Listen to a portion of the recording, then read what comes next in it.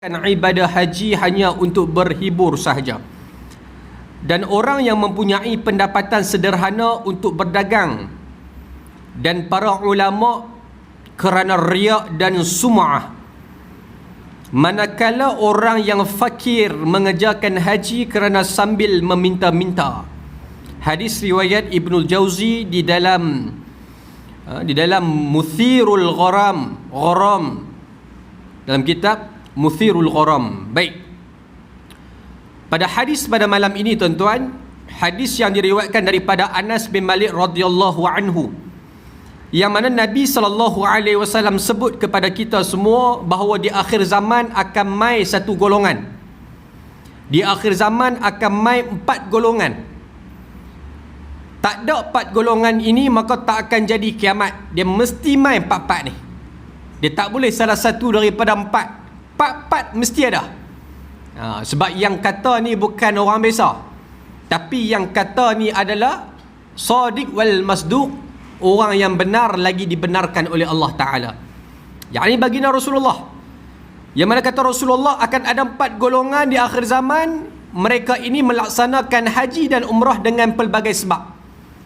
Yang pertama, bagi orang yang kaya, mereka buat haji kerana apa? Mereka buat haji semata-mata nak berhibur saja. Orang kaya, dia pergi ibadah haji ataupun umrah, dia buat semata-mata nak melancong.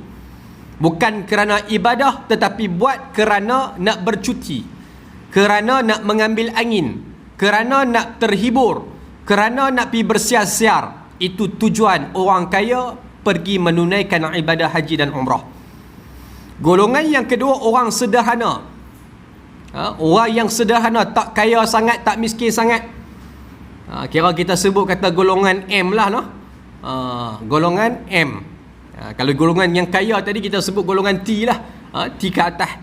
Ini contoh je lah, bukan semua orang macam tu.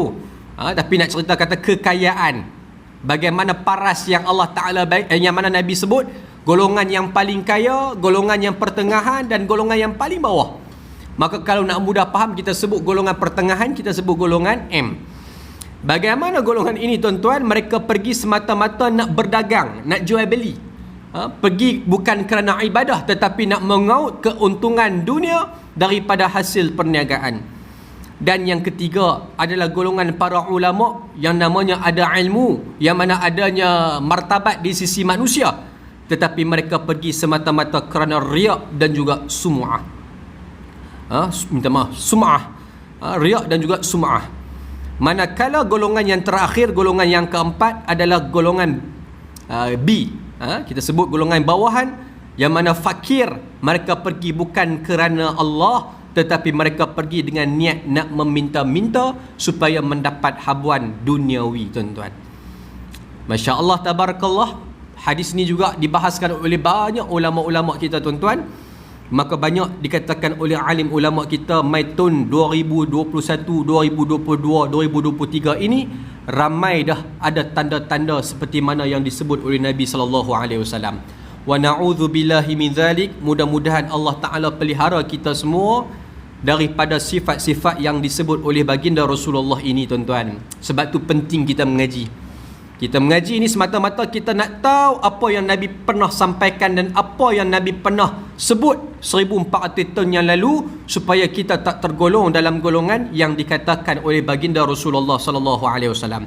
Jadi kalau kita pergi sana nanti suatu hari Allah jemput kita, kita kena sedaklah bahawa apa yang Nabi sebut 1400 tahun yang lalu, kita kena elakkan daripada 4 golongan yang dikatakan oleh baginda Rasulullah. Kalau kita termasuk dalam golongan ini, kitalah golongan yang merealisasikan akhir zaman, golongan-golongan yang disebut oleh baginda Rasulullah SAW. Takut tuan-tuan, pasal 4 ini tak mustahil tergolong dalam ataupun tak mustahil kita tergolong dalam golongan yang disebut oleh Nabi SAW ini. Sebab itu mohon banyak-banyak perlindungan daripada Allah Subhanahu wa Ta'ala. Baik, kita tengok keterangan. Di akhir zaman ramai orang menyalahgunakan tujuan ibadah yang sepatutnya hanya untuk mencari keredaan Allah Subhanahu wa Ta'ala. Di akhir zaman ini, kata pengarang kitab almarhum Syekh Fahmi Zamzam, ramai orang yang pergi menunaikan ibadah Sepatutnya ibadah kita ini hanya semata-mata nak dapatkan keredaan daripada Allah Ta'ala. Kita buat apa saja ibadah tuan-tuan, kita nak redha Allah. Kita semayang, kita nak redha Allah. Kita mai malam ni kuliah pun kita nak redha Allah. Bukan kita nak orang puji, bukan kita nak orang angkat kita sebagai orang yang berilmu, tidak. Tetapi kita mai dengan satu tujuan, dengan satu matlamat, kita nakkan keredaan Allah. Pasal redha Allah itu sangat penting dan sangat diimpikan oleh kita semua. Dapat redha Allah, dapat rahmat Allah. Kita dapat redha Allah, kita dapat kasih sayang Allah. Kita masuk syurga Allah Ta'ala bukan kerana amal, bukan kerana ibadat, bukan kerana pahala kita, tetapi kita masuk syurga Allah kerana redha dan rahmat Allah. Maka kerana kedua-duanya kita masuk ke dalam syurga kekal abadi selama-lamanya tuan-tuan. Sebab itulah redha Allah ini sangat penting. Dan khusus dalam hadis yang kita mengaji malam ni, iaitulah berkenaan dengan ibadah yang dinamakan ibadah haji maupun umrah. Maka kita pi sana semata-mata kita nakkan keredaan daripada Allah Subhanahu wa taala. Tuan-tuan muslimin yang dirahmati oleh Allah Taala, bila kita pergi haji dan umrah, maka kita akan lihat bagaimana pensyariatan ibadah haji dan umrah. Mai mana ibadah haji, mai mana ibadah umrah ini tuan-tuan. Ibadah haji ni mai punca daripada mana? Apa asal usul ibadah haji itu sendiri? Maka haji ni mai daripada zaman Nabi Allah Ibrahim alaihissalam. Syariat asal ataupun pensyariatan bagaimana seruan untuk kita melaksanakan ibadah haji, maka dia bermula daripada zaman Nabi Allah Ibrahim alaihissalam. Mai awal-awal daripada zaman Nabi Allah Ibrahim. Sebab itulah sebelum zaman Nabi SAW dah ada dah ibadah haji. Sebelum Nabi dilantik menjadi Rasul daripada Yaman, daripada Syria, tiap-tiap tahun ramai orang mai pi Mekah Al-Mukarramah nak mengerjakan ibadah haji. Dan haji pada ketika itu sama, hampir samalah, tapi diolah oleh orang-orang Quraisy yang kita sebut ajaran daripada Amr bin Luhail, daripada ajaran asal agama Hanif, agama yang dibawa oleh baginda, yang dibawa oleh Nabi Allah Ibrahim alaihissalam. Yang mana dahulunya tak ada sampai telanjang, tapi mai zaman jahiliyah maka mereka melaksanakan ibadah haji sambil telanjang dan sebagainya. Yang mana mereka tawaf, meminta-minta kepada berhala dan sebagainya. Maka telah diolah. Tetapi nak cerita kata zaman tu dah ada dah lontar, dah ada dah sa'i, dah ada dah tawaf. Maka hampir sama seperti mana ibadah syariat yang telah diutuskan, yang telah diperintahkan oleh Allah kepada baginda Rasulullah sallallahu alaihi wasallam. Jadi mai daripada mana ibadah haji? Asal usulnya daripada Nabi Allah Ibrahim alaihi salam. Ketika mana Nabi Allah Ibrahim ziarah Nabi Allah Ismail buat kali yang keempat. Ni saya ambil sumber daripada kitab Rahiqul Maktum Sirah Nabawiyah tuan-tuan. Dalam kitab sirah tersebut diceritakan Nabi Allah Ibrahim berjumpa Ismail 4 kali ya di Mekah. Buat kali yang pertama ketika mana menghantar Hajar dan juga Ismail alaihissalam. Itu kali yang pertama.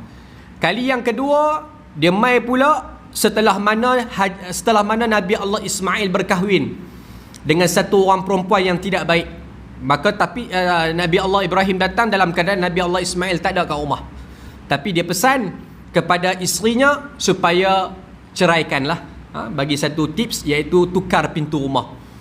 Maka itu penanda katanya Nabi Allah Ibrahim kepada Nabi Allah Ismail supaya tukar isteri. Maksud kata ceraikan dia. Bukan tukarlah, cerai isterinya. Kemudian Nabi Ismail cerai. Kahwin pula dengan satu orang yang bagus daripada satu kabilah yang asal mai ataupun kabilah yang pertama mai di bumi Mekah Al-Mukarramah. Maka kahwin dengan anak dia. Lalu datang pula Ibrahim AS nak bertemu Nabi Allah Ismail dalam keadaan Nabi Ismail tak ada. Buat kali yang ketiga masih lagi tak ada. Tapi Nabi Allah Ibrahim pesan kekalkan pintu rumah. Maksud kata kekalkan dengan isteri yang sedia ada. Saya tak mau panjanglah cerita tu tuan-tuan. Mai kali yang keempat barulah takdir Allah bertemu dengan Nabi Allah Ismail AS. Dalam keadaan Nabi Allah Ismail ni tengah menajamkan anak panah. Duk tengah asah anak panah. Ketika itu Nabi Allah Ibrahim datang bertemu dengan anaknya sekian lama tak jumpa. Dan ketika itu Hajar dah meninggal dunia tuan-tuan. Meninggal dunia. Jadi terubatlah rindu Nabi Allah Ibrahim bersama dengan Nabi Allah Ismail AS. Jadi tuan-tuan yang dirahmati oleh Allah Ta'ala, maaf satu lagi tertinggal. 4 kali selepas daripada hantar, iaitulah ketika mana peristiwa sembelih. Satu lagi tuan-tuan, sembelih Sembelih dulu kemudian baru kahwin, dan yang keempat barulah jumpa ketika mana pembinaan Kaabah. 4 kali. Tak termasuk yang pertama kali menghantar. Baik. Jadi bila mana peristiwa Nabi Allah Ibrahim bertemu dengan Ismail terubat rindu, maka berlakulah satu perbualan. Perbualan ini dirakam dalam sebuah hadis Nabi yang panjang. Berkata Nabi Allah Ibrahim kepada anaknya, ya Ismail, inna rabbaka amarani an abniya lahu baitan. Kata Nabi Allah Ibrahim, wahai Ismail, sesungguhnya Tuhan kamu mengarahkan aku supaya membina satu rumah. Dan rumah di sini bukanlah rumah kita duduk, tetapi rumah di sini adalah rumah Allah Ta'ala. Maka kata Nabi Allah Ismail, qal ati' rabbak, wahai bapakku, taatlah apa yang Tuhan kamu arahkan. Ni kata anak yang bagus tuan-tuan, Ismail alaihissalam. Tak gaduh tanya soalan macam-macam dah. Pak dia kata, Tuhan kita arahkan aku supaya membina rumah. Nabi Ismail tak kata banyak. Bila Allah suruh, ati', taatlah wahai bapakku apa yang Allah Ta'ala perintahkan. Qal innahu amarani an tu'inani alaih. Akan tetapi Allah Ta'ala perintahkan kepada aku supaya kamu membantuku wahai Ismail alaihissalam. Allah Ta'ala perintahkan aku bina bersama dengan kamu wahai anakku. Apa jawab Nabi Allah Ismail? Idzan af'al. Kalau begitu jom kita buat sama-sama. Ni kata anak bagus tuan-tuan. Tak kata apa, ikut ya apa yang Allah suruh dan tinggal apa yang Allah larang. Jom kita buat sama-sama. Maka binalah tuan-tuan. Dibinalah Kaabah.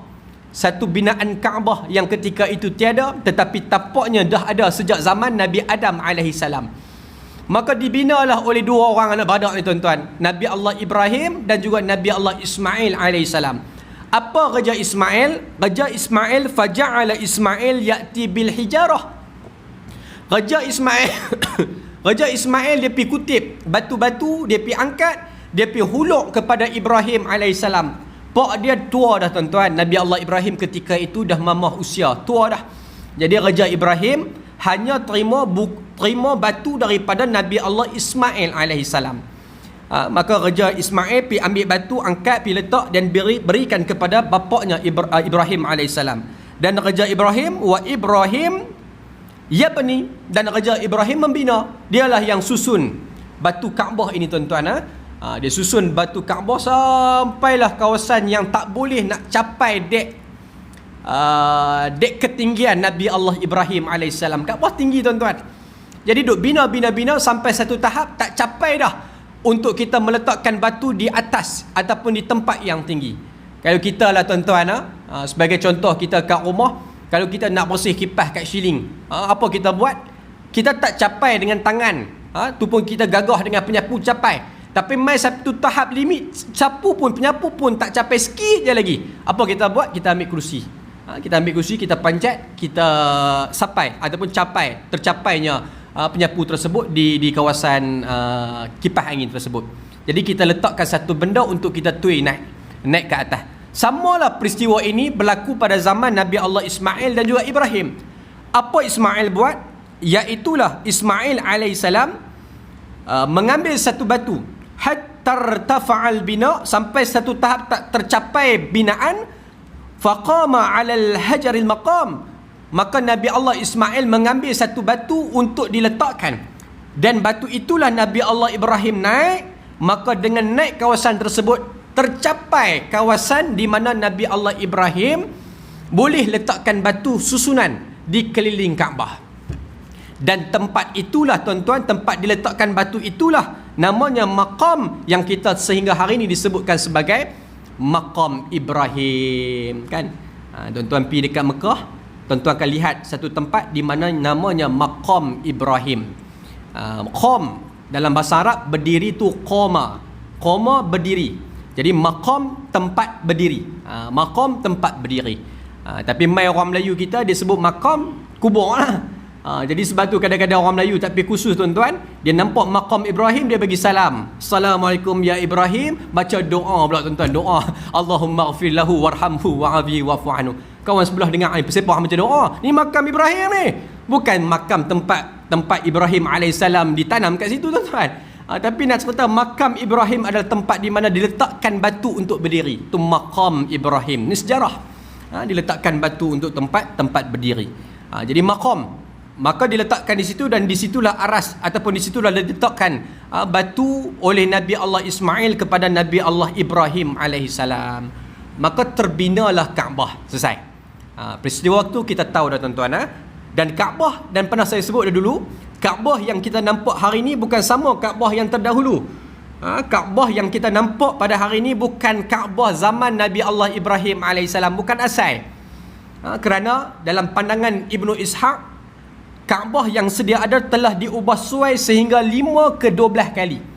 5 ke 12 kali disebabkan peristiwa terbakarnya, disebabkan peristiwa runtuhnya, merekahnya, disebabkan bencana alam, banjir dan sebagainya, maka diubah suai sehingga 5 ke 12 kali direkodkan oleh sejarawan Islam. Ini pandangan Ibnu Ishaq di dalam kitab Rahiqul Maktum, tuan-tuan boleh tengok. 5 ke 12 kali ditukar-tukar ataupun diubah suai, sehingga kawasan asalnya diperkecilkan pada zaman Mekah Al-Mukarramah ketika zaman Quraisy dahulu. Yang mana kita sebut kata kawasan Hijr Ismail, itu juga dahulunya sebahagian daripada Kaabah zaman Nabi Allah Ibrahim dan juga Ismail. Hijr Ismail, tuan-tuan, dan juga Syazarwan, maka itu semua kawasan Kaabah. Diperkecilkan kerana tak cukup dana untuk bina Kaabah, sebab disyaratkan ketika mana zaman jahiliah dahulu pembesar Mekah letakkan, kita nak bina semula Kaabah, tapi dalam keadaan duit tu mesti duit halal, tak boleh duit haram. Maka dikumpul, tak cukup duit halal, tuan-tuan, lah kali bina kecil daripada yang asal. Sampailah ke hari ini diubah suai, yang dahulunya Kaabah ada 2 pintu, depan dan juga belakang, maka hingga ke hari ini tinggal saja satu pintu. Ini sedikit sejarah tentang bagaimana pembinaan Kaabah. Habis selesai, tu kita tahu cerita. Bila mana selesai, masuk dalam sebuah hadis Ibnu Abbas. Tuan-tuan boleh lihat dalam kitab Fathul Bari, syarah kepada Sahih Bukhari. Tuan-tuan, kitab Fathul Bari, karangan Ibnu Hajar Al-Asqalani, syarah kepada Imam Bukhari ataupun syarah kepada Sahih Bukhari. Maka ada disebutkan dalam hadis ini berkenaan dengan seruan ataupun asal usul haji itu mai daripada mana. Maka disyarahkan dalam sebuah hadis Ibnu Abbas radhiyallahu anhu, lamma faragha Ibrahim min bina'il bait, maka setelah mana selesainya pembinaan Kaabah, habis selesai bina Kaabah, setelah mana Ismail alaihissalam pun meletakkan batu Hajarul Aswad, jumpa batu Hajarul Aswad dan letakkan dalam Kaabah, habis komplit binaan Kaabah. Maka dalam hadis sebut lamma faragha Ibrahim min bina'il bait, habis selesai saja bina Kaabah, qila lahu adzin fin nas bil haji, maka Ibrahim alaihissalam terdengar satu suara di mana seruan suara tersebut sebut adzin fin nasi bil haji, serulah kepada manusia supaya buat haji kat sini.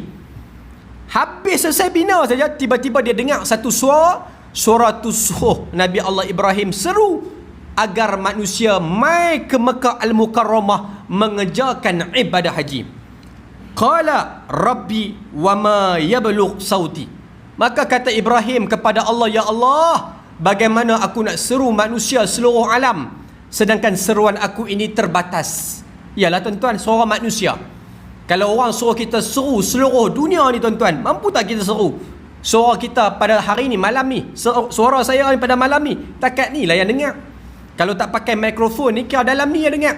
Tak mampu nak capai jauh, bukan nak kata seluruh dunia, bandar perda pun belum tentu. Maka begitu juga Nabi Allah Ibrahim bila dengar kata arahan supaya buat seruan, maka kata Ibrahim, Rabbi, ya Allah, Tuhanku, suaraku ni terbatas, tak boleh nak pergi sampai jauh. Apa kata Allah? Qala adzin wa alayyal balagh, wahai Ibrahim, kerja hang seru ya. Ni Allah suruh, wahai Ibrahim, kerja hang arah, kerja hang seru, sampaikan apa yang aku suruh ni, buat apa yang aku suruh. Bab kerja menyampaikan seluruh alam, tu kerja aku, kata Allah. Ni prinsip dalam kehidupan kita, tuan-tuan.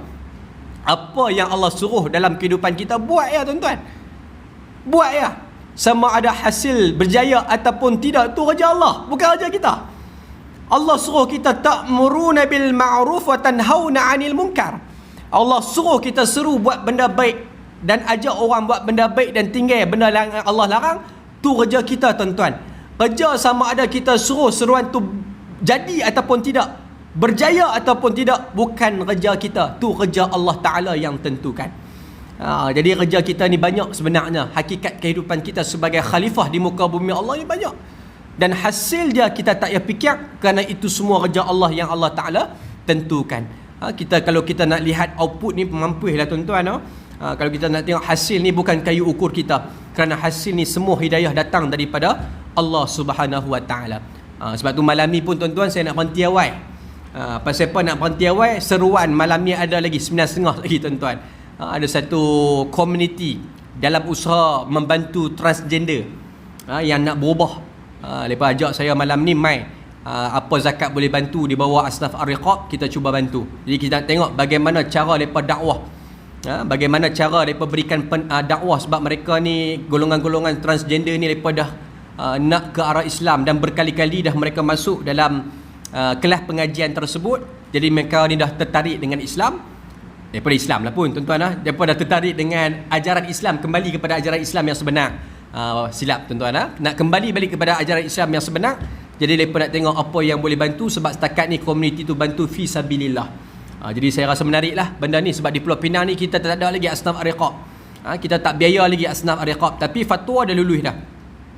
Jawatan Kuasa Fatwa Negeri Pulau Pinang dah lulus dah. Ar-Riqab ini bukan pada hamba, tetapi hamba yang terbelenggu dengan dosa-dosa, hamba yang terbelenggu dengan maksiat, hamba yang terbelenggu dengan dadah dan sebagainya. Tu boleh kita masukkan di bawah Asnaf Ar-Riqab. Jadi 9.30 nak kena ada kat sana dah. InsyaAllah kita cuba berhenti awal tuan-tuan. Jadi macam itulah. Maksud kata Allah Ta'ala yang suruh kita buat, dan jangan kita pandang kepada berjaya ataupun tidak. Sama seperti mana kisah ni tuan-tuan, Allah suruh Nabi Allah Ibrahim supaya seru dalam bab menyampaikan tu kerja Allah Ta'ala. Kalau pada zaman Nabi Allah Ibrahim, kita duk fikir jugalah macam mana saluran yang Allah Ta'ala nak sampaikan.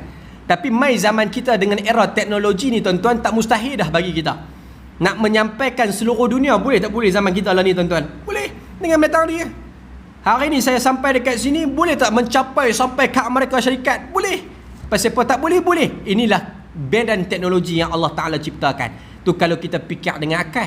Tapi kalau kita fikir kekuasaan Allah yang luar daripada akal pemikiran, maka lagilah hebat tuan-tuan. Kita tengok apa cara Allah Ta'ala sampaikan. Bagaimana boleh Allah Ta'ala sampaikan kepada manusia?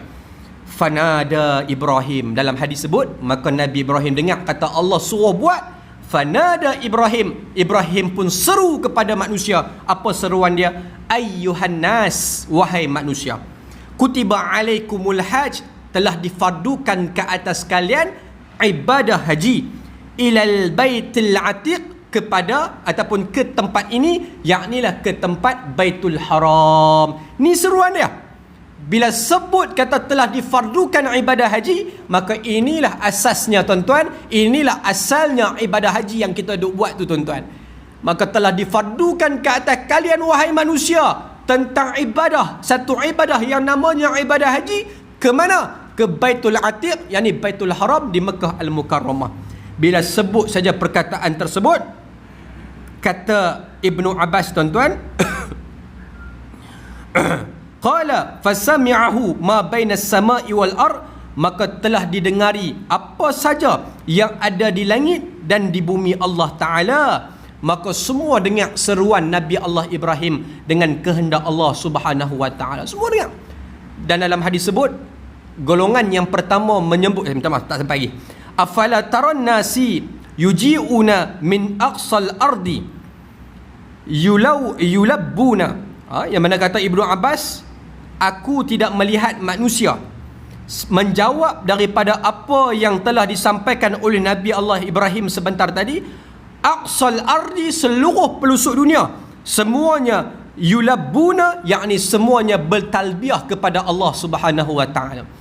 Dengan kekuasaan Allah Ta'ala, bila disebut saja seruan untuk seruan untuk haji, ibadah haji, maka apa yang ada di langit dan apa yang ada di bumi semua mendengar seruan Nabi Allah Ibrahim, dan bila mana mereka dengar semuanya menyebut dengan lafaz talbiyah, labbaik Allahumma labbaik. Semua menyebut labbaik Allahumma labbaik. Dan dalam hadis sebut, golongan yang pertama ataupun manusia yang pertama menyebut adalah daripada ahli Yaman, daripada penduduk Yaman yang pertama kali menyahut seruan Nabi Allah Ibrahim alaihissalam. Tuan-tuan bayangkan, daripada Mekah, di Yaman boleh mendengar dan mereka menyebut dengan kalimah labbaik Allahumma labbaik. Ya Allah, ataupun wahai Allah, kami menyahut seruanmu ya Allah. Kami sebagai hamba Allah, kami menyahut seruanmu ya Allah. Sebab itulah tuan-tuan yang dirahmati oleh Allah Ta'ala, dalam kita mengerjakan ibadah haji dan umrah, bukan kita yang nak pi, tetapi itu datang daripada seruan Allah Ta'ala. Dan dalam hadis ini juga sebut, fa asma'a man aslab ar-rijal wa arhaman nisa. Menarik tuan-tuan, sebagaimana dalam hadis sebut, bila Nabi Ibrahim menyebut dengan seruan tadi, kata Nabi SAW dalam hadis ni, fa asma'a man aslabir rijal. Nak cerita kata seruan tu bukan takat dengar pada langit dan bumi, bukan takat apa saja yang ada di langit dengar, bukan apa saja yang ada di bumi dengar. Dan bumi tuan-tuan bukan takat manusia dan jin dengar. Dalam hadis riwayat yang lain menyebut, bukan takat manusia, bukan takat jin, bahkan hajar, bahkan syajar, bahkan turab, semua dengar apa yang dikatakan oleh Nabi Allah Ibrahim. Bukan takat manusia, bukan takat jin, bahkan pokok, bahkan batu, bahkan tanah pun menyahut seruan Nabi Allah Ibrahim, labbaik Allahumma labbaik. Tu menarik dah tuan-tuan. Lagi menarik apa? Iaitulah bukan takat apa yang ada di langit dan bumi, bahkan yang ada pada tulang sulbi lelaki, yakni yang ada dalam air mani pada lelaki. Air mani lelaki yang ada pada tulang sulbi yang belum dikeluarkan, dan juga apa saja yang ada di rahim wanita yang terkandung manusia, maka semua daripada kalangan manusia tersebut ataupun makhluk tersebut masing-masing menyahut seruan labbaik Allahumma labbaik. Masya Allah tuan-tuan. Ini hebat penciptaan Allah Ta'ala. Kita duduk dalam rahim tuan-tuan, kita duduk dalam tulang sulbi bapa kita pun telah kita menyahut seruan daripada Allah Subhanahu Wa Ta'ala. Jadi sebab itu kita pergi ke Mekah Al-Mukarramah bukan sebab kita pi, bukan kerana kita pi. Kita cinta nak pi Mekah ni. Siapa yang tak biasa nak pi, dia teringin nak pi. Siapa yang bagi perasaan teringin tu bukan kita, tapi seruan yang pernah kita lontarkan, labbaik Allahumma labbaik. Allah panggil kita, Allah panggil kita. Bila sampai kita sebut labbaik Allah, kami sahut seruanmu ya Allah, kita datang ke Mekah Al-Mukarramah. Jadi sebab itulah orang sebut, bila pi Mekah, bila sampai nak mengerjakan ibadah haji dan umrah, sebenarnya kita tetamu Allah Subhanahu Wa Ta'ala. Tapi sayang tuan-tuan, mai akhir zaman, bukan itu tujuan kita pergi Mekah, bukan tujuan kita melaksanakan ibadah haji dan umrah. Tapi mai akhir zaman, manusia pi dengan 4 asbab. Yang pertama apa dia? Kita tengok keterangan. Ini jelas apabila ramai orang-orang kaya pergi ke Mekah, bukan untuk beribadat, tetapi hanyalah untuk bersukaria sahaja. Orang kaya tuan-tuan, dia pergi Mekah bukan sebab ibadat, tapi dia pergi kerana nak berseronok, nak pergi Mekah Al-Mukarramah. Orang tanya dia, pasal apa hang seronok pergi Mekah? Tiap-tiap tahun hampir haji, tiap-tiap tahun hampir umrah sampai 4-5 kali. Kaya sungguh hang. Hampir buat apa? Saja pergi seronok minum air zam-zam, seronok buah kurma, seronok ambil buah kurma halal. Aku makan dia halal sedia. Jadi seronok pasal benda tu. Pasal seronok nak pergi ziarah Taif, seronok bukan kerana ibadat. Tapi dia pergi sekadar seronok-seronok. Dia boleh sebut kata dia seronok pergi pasal nak pergi ziarah ni, pasal nak makan buah ni, nak duduk dalam ladang kurma. Tak kata nak pergi untuk ibadat kerana Allah, tapi dia pergi kerana nak menziarahi ataupun nak pergi bersukaria sahaja. Wa na'udzubillahi min zalik. Dan package yang dia pergi bukan sikit, tapi dia pergi package yang beratusan ribu ringgit. Bukan calang-calang orang punya tuan-tuan. Dia pergi dalam keadaan package yang ratusan ribu. Ada tak ada tuan-tuan? Ada. Pergi dalam keadaan dia pergi haji tak ikut turn dah. Dia kata kalau ikut turn lambat, turn 2100 baru boleh pergi. Jadi lambat, aku kaya. Jadi dia pergi dengan package yang paling mahal, yang mana kalau dia try nak pergi besok, dia terus daftar, dapat terus pergi besok. Contohlah, tak tahulah ada tak ada lagi dekat ni.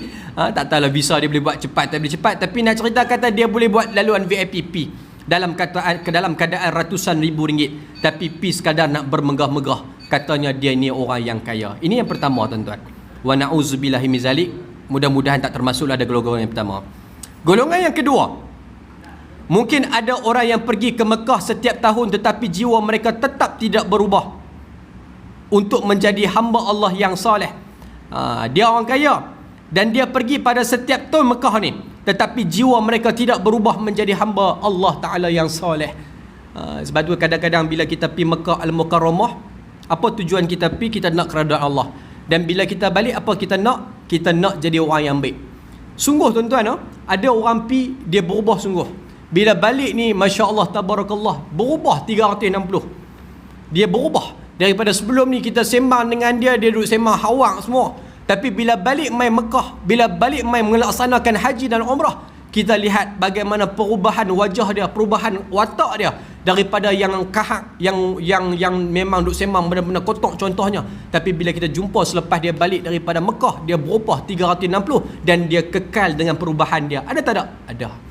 Golongan inilah yang kita sebut dalam sebuah hadis, man hajja, siapa melaksanakan ibadah haji, falam yarfuth, tidak sekali-kali dia mengatakan perkataan kotor, mengumpat orang, cakap benda yang tak baik, walam yafsuk, dan juga tidak menjadi orang yang fasik, raja'a kayauma waladtuhu ummuh, dan nescaya dia akan pulang ke rumahnya dalam keadaan seperti bayi yang baru dilahirkan. Dia berubah 360 macam bayi yang baru dilahirkan. Inilah orang di mana Allah Ta'ala bagi keampunan kepada dia sampai dia balik dalam keadaan dia berubah 360. Tapi ada orang dia pi haji, balik mai serupa tu, bahkan lagi teruk.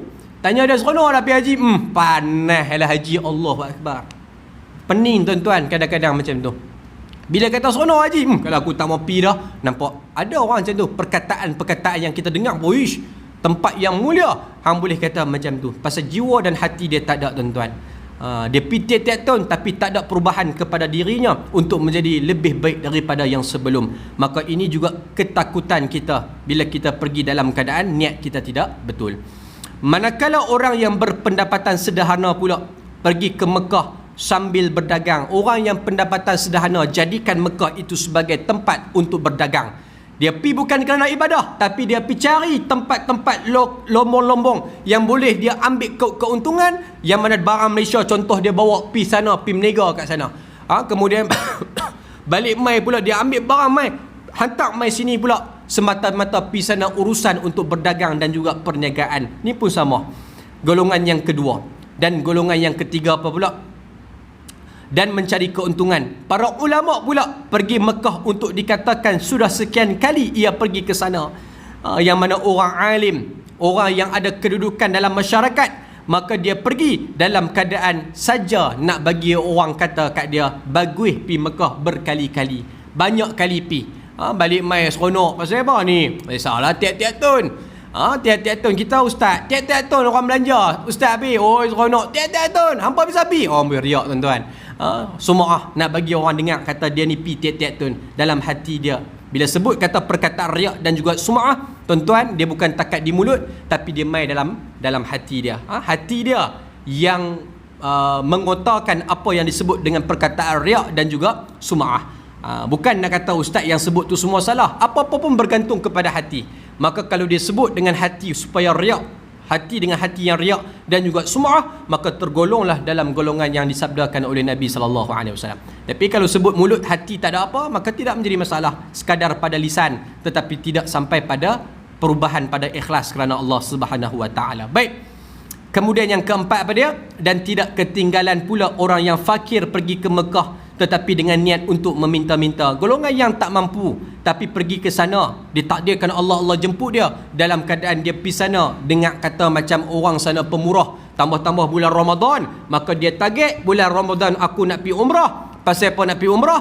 tahun tu ataupun ketika tu ramai orang akan derma, maka dia pergi sana bukan nak ibadat tapi tadah tangan minta supaya orang boleh derma kepada dia dan kut keuntungan untuk meminta-minta di sana. Jadi kalau tuan-tuan yang biasa pergi Mekah dan Madinah, ada ataupun tidak golongan yang meminta-minta? Ada tuan-tuan, golongan-golongan yang meminta-minta. Jadi inilah yang kita khawatiri tuan-tuan, khawatiri di akhir zaman disebabkan niat yang tidak tepat, maka tergolonglah daripada salah satu daripada golongan yang disebutkan sebentar tadi. 4 golongan semuanya. Golongan kaya pergi sekadar untuk melancung, golongan yang kedua sederhana kod keuntungan, golongan yang ketiga golongan yang ulama, tetapi ulama yang nak disebut-sebut namanya boleh pergi umrah dan haji berkali-kali, dan golongan yang keempat golongan yang fakir tak mampu tapi meminta-minta. Boleh tuan-tuan, itu saja konklusi hadis pada malam ni. Tu pun bantuan zakat tuan-tuan. Ada orang mohon bantuan secara hidup, kita tanya tujuan dia untuk apa? Saya nak pergi umrah. Tuan-tuan ada mai isi borang zakat minta untuk apa? Untuk nak pergi umrah. Kita kata kat dia, oh seronok no, saya pun tak pergi lagi. Tapi dia nak pergi dulu. Oh, dia kata takkan tak boleh kot, kata duit zakat fi sabilillah, nak pergi umrah. Oh, kata tak boleh lah. Pasal haji dan umrah ni bagi yang mampu. Kalau tak mampu tu jangan duk gagah. Tapi dia meminta-minta tuan-tuan, minta kat kita. Lain kali kita pun minta kat dia, nanti kalau dapat cukup mai bagi kat saya pula. Sebab saya pun tak sampai-sampai lagi. Jadi kita pula minta dekat dia. Jadi golongan yang meminta-minta adalah golongan yang termasuk dalam golongan ini bila sampai di sana. Kemudian terakhir, dalam hal yang seperti itu, ini Abdullah bin Mas'ud pernah berkata di akhir zaman nanti ramai orang kaya yang pergi ke Mekah tanpa suatu sebab, yakni tujuan syar'i. Perjalanan mereka ke sana menjadi mudah sekali dan rezeki pun melimpah ruah. Malangnya mereka kembali daripada Mekah dalam keadaan tangan kosong. Tidak ada pahala atau ganjaran yang mereka dapatkan. Jadi pergi umrah dan pergi haji ni dalam keadaan mereka tak dapat apa. Pahala di sisi Allah, Allah tak bagi tuan-tuan. Sikit pun Allah tak bagi. Bentang depan Allah Ta'ala, tengok-tengok bank statement kosong. Dia fikir pada tahun ni bukankah aku pergi haji, pergi umrah. Tapi bila mai timbangan Allah tak terima, pasal tujuan mereka bukan kerana itu, maka Allah hapuskan seperti mana debu yang bertebangan. Ini golongan yang sangat rugi tuan-tuan. Tidak ada pahala dan ganjaran yang mereka dapat. Wa na'udzubillah. Orang ini memacu kenderaannya antara padang pasir, bersusah payah dalam perjalanan dan mengeluarkan biaya yang banyak, sedangkan tetangganya yang tinggal di sebelah rumahnya mengikat perut, menahan lapar. Ia tidak mempedulikan mereka dan tidak membantunya. Bagaimana orang yang kaya tetapi jirannya susah? Mana keutamaan?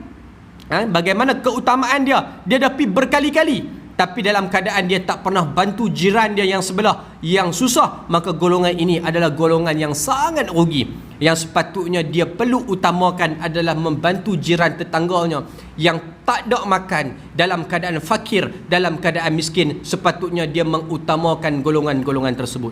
Sama macam kisah yang pernah saya kisahkan kepada tuan-tuan dahulu, sebagaimana kisah Abdullah bin Mubarak dengan satu orang lelaki tukang kasut, yang mana dia utamakan jirannya sampai Allah Ta'ala bagi pahala haji mabrur kepada seluruh manusia yang ada di dunia Allah Ta'ala.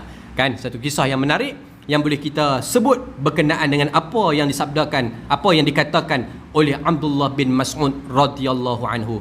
Sebab tu kadang-kadang orang tanya, daripada kami pi umrah tiap-tiap tahun dengan kita bagi umrah kepada orang yang tak pernah pi, mana lebih baik?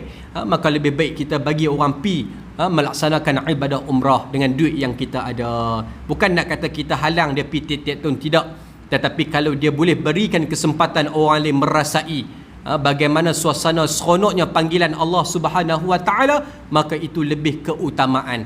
Tapi kalau tak mau bagi dia pergi umrah sekalipun, membantu fakir dan miskin, terutamanya membantu jiran tetangga kita, itu lebih diutamakan untuk kita mendapat pahala yang jauh lebih tinggi, jauh lebih banyak tuan-tuan yang dirahmati oleh Allah Ta'ala. Tapi kalau jiran tetangga pun kita dah bantu, ada lebih lagi, maka pergilah, tak ada masalah. Kita pergi memang kita nakkan bertemu dengan baginda Rasulullah di Madinah, kita nak bertemu dengan Allah di Baitul Haram, maka dipersilakan pergi setelah mana kita melakukan tanggungjawab kita sebagai seorang Muslim, maka tidak menjadi masalah. Mudah-mudahan tuan-tuan Allah Ta'ala pelihara saya dan pelihara kita semua daripada niat dan sifat yang disebut oleh baginda Rasulullah SAW, 4 golongan yang boleh merealisasikan akhir zaman tentang bagaimana peristiwa-peristiwa yang Nabi sebut sebelum berlakunya kiamat, adanya golongan-golongan yang sedemikian rupa. Takut tuan-tuan.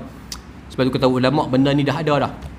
Pergi Mekah ni supaya macam pergi pasaraya. Pergi Mekah ni tu dia bawa GoPro 360, sa'i ni bawa, tunjuk ke orang, buat live dan sebagainya, sajalah tunjuk ke orang, kata dia boleh pergi sana dan sebagainya.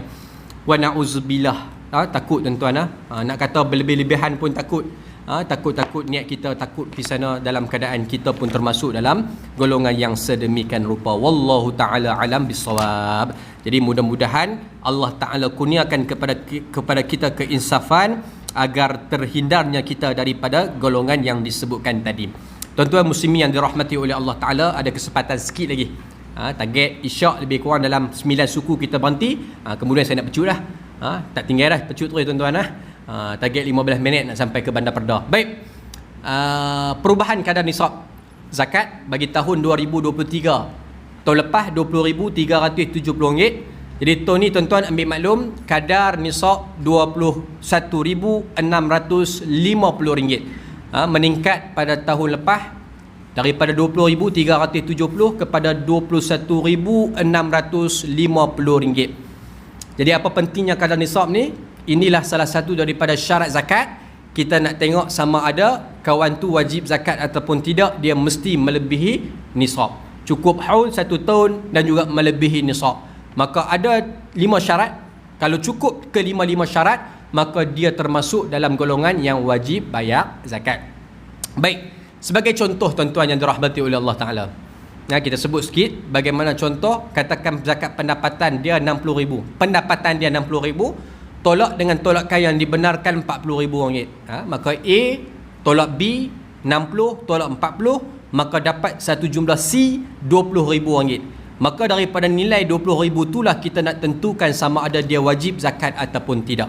Bagaimana nak tentukan? Tengok lebih nisab ataupun tidak. Jadi nisab tahun 2023 adalah sebanyak RM21,650. Maka dia tak wajib bayar zakat pada tahun tu, kerana tidak melebihi daripada RM21,650, walaupun gaji dia sebulan RM5,000. Faham? Pasal RM60,000 bahagi 12, RM5,000 lah. Tapi bukanlah saya nak kata gaji RM5,000 tak kena zakat. Saya lagi duk faham tang tu ya. Ustaz kata gaji RM5,000 tak kena zakat. Lega, alhamdulillah. Banyak cantik. Tapi sebab saya bagi contoh tu nak cerita, kata gaji banyak pun kadang-kadang tak kena. Pasal tolakan dia tu besar. Tolakan dia tu sampai RM40,000. Diri dia RM9,000. Dia ada isteri 4,000. Dia ada isteri 4 orang. Jadi 4 kali 3 RM12,000 tolakan tuan-tuan. RM12,000. Dia ada anak ramai 12 orang. Contoh, tolak lagi RM12,000. Kemudian mak bapak dia bagi sebulan RM2,000, RM24,000 contohlah ni. Kemudian tolak tabung haji, tolak KWSP, pimai-pimai RM40,000 tolakan. Jadi pimai ke pimai, kad baki dia tak lebih daripada nisab, maka dia tak kena zakat. Itu cara kita nak kira zakat pendapatan. Boleh? Ada orang tahun lepas dia kena. Mai tahun ni dia tak kena. Tahun lepas contoh kata A tolak B tadi, maka dia dapat RM21,000. Tahun lepas dia kena tak? Kena. Pasal apa kena? Sebab nisab tahun lepas RM20,370. C dia RM21,000. Maka RM21,000 lebih daripada nisab, kali dengan 2.5%. RM21,000 darat dengan 2.5%. Mai tahun ni katakan dia gaji dia sama, tolakan dia sama, dapat baki RM21,000. Dia kena dah zakat tahun ni, habis Disember kira-kira RM21,000. Kira-kira jawapannya tidak kena zakat. Pasal apa tak kena? Pasal tak lebih RM21,650. Itu kaedah nak kira zakat pendapatan. Boleh faham tuan-tuan? Kita ambil satu lagi contoh. Zakat simpanan. Zakat simpanan tuan-tuan, contoh dah. Tabung haji katakan ada RM10,000 baki terendah. Januari dia ada RM1,000, Mai April dia ada RM10,000, Mai Disember dia ada RM1,000. Kita bukan ambil Disember, kita ambil pada bulan April pasal baki terendah. Jadi RM10,000 pada tabung haji campur dengan RM10,000 pada Maybank. Contohlah Maybank lah, salah satu bank di Malaysia. 10 campur 10, RM20,000. Maka tak lebih daripada nisab, tahun tu dia tak kena zakat simpanan. Pasal dua-dua campur tak kena zakat simpanan. Tiba-tiba dia terfikir, kata dia ada simpan dekat rumah dalam tabung. Maka dia balik rumah, dia posok cari bawah bantai, bawah tikar. Jenis simpan jenis kawasan-kawasan tu tuan-tuan, cari celah-celah mari dalam tabung Milo. Korek ada RM3,000. Maka kena tak campur? Kena campur. Berapa campur? RM3,000 lah. Pasal apa RM3,000 bukan baki terendah? Tahu ke baki terendah berapa? Tak tahu. Jadi nak selamat kita ambil paling tinggi lah RM3,000. 10 campur 3. Tapi kalau dia boleh dapat figure kata dia baki terendah tu berapa, dipersilakan, tak ada masalah. Tapi kalau tak tahu kita ambil RM3,000. 10 campur 3 jadi RM23,000. Jadi soalan dia, kena tak kena zakat simpanan? Maka kena. Pasal apa kena? Pasal lebih daripada nisab RM21,650. Berapa kadar zakat dia kena? Bukan RM23,000. Bukan RM23,000 darab 2.5%. Pasal apa pula bukan RM23,000? Pasal tabung haji dah bayar zakat untuk kita. Tabung haji dah bayar zakat untuk pencarumnya. Jadi kena tolak RM10,000 tabung haji, kita ambil nilai RM10,000 campur RM3,000 sahaja. Boleh faham? Jadi nak kira zakat RM13,000 darab 2.5%. Tu kadar zakat simpanan yang wajib ke atas diri dia. Tu dia Ustaz. Kalau kami nak kira sekali semua, boleh. Kira lagi bagus. Tinggi lah lagi. RM23,000 darab 2.5%. Cuma kalau tuan-tuan darab RM23,000 dengan 2.5%, seolah-olah zakat tuan-tuan tunai 2 kali. RM10,000 tu tabung haji dah bayar dah. Tuan-tuan bayar lagi RM10,000, maksud kata tuan-tuan bayar 2 kali lah. Yang pertama dikira sebagai zakat simpanan wajib. Tuan-tuan bagi lagi RM10,000 darab 2.5%, itu dikira sebagai sedekah dan dikira sebagai pahala sunat. Jadi pahala wajib dapat, pahala sunat pun dapat. Jadi pahala dia isra lah, pasal dia keluar lebih daripada yang wajib. Cuma kita nak bahas soal wajib tadi. Boleh faham tuan-tuan?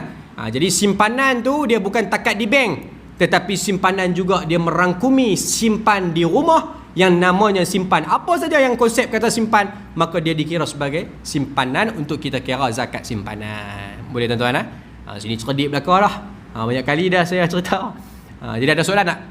Kod tak faham lagi. Simpanan dengan pendapatan sama RM21,300. Sama, RM21,650. Sama.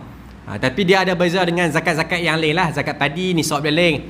Zakat padi kita kira atas beras tu 1,200 kilo. Ataupun bersamaan dengan RM1,200. Zakat emas kita kira pada timbangan. Bagi pakai 250 ke atas. Bagi tak pakai 85 gram. Tapi RM21,650 tu juga kita ambil daripada asas 85 gram emas. Main mana 21,000? Nisab ni ikut mana? Kita ambil atas nilai 85 gram emas purata sepanjang tahun lepas. Daripada Januari sampai Disember purata kita ambil, maka kita dapat satu figure RM21,650. Boleh tuan-tuan? Alhamdulillah. Jadi dapatlah satu info yang baru. Tuan-tuan sebar-sebarkanlah. Kalau orang tanya tuan-tuan macam mana nak kira zakat simpanan, zakat pendapatan, tuan-tuan boleh tolong kira sendiri dah lah. Pakaran insya-Allah. Tapi kalau tak berapa nak yakin, tanya saya lah. Pasal ini berkenaan dengan hukum hakam lah untuk kita laksanakan. Wallahu ta'ala alam bisawab. Yang baik datang daripada Allah, yang salah dan silap datang daripada kelemahan diri saya sendiri. Ampun maaf dipinta anda kasar bahasa tersasul bicara. Mudah-mudahan pertemuan kita dilimpahi keberkatan, kerahmatan dan keridaan daripada Allah Subhanahu wa taala. A'udzubillahi minasyaitonirrajim. Bismillahirrahmanirrahim. Alhamdulillahirabbil alamin wassalatu wassalamu ala asyrafil anbiya'i wal mursalin wa ala alihi washabihi ajma'in. Allahumma jam'ana hadza jam'an marhuma wa tafarruqna min ba'di tafarruqan ma'suma. Rabbana atina fid dunya hasanah wa fil akhirati hasanah wa qina adzabannar. Wa sallallahu ala sayyidina Muhammad wa ala alihi washabihi wasallam. Walhamdulillahirabbil alamin. Assalamualaikum warahmatullahi wabarakatuh.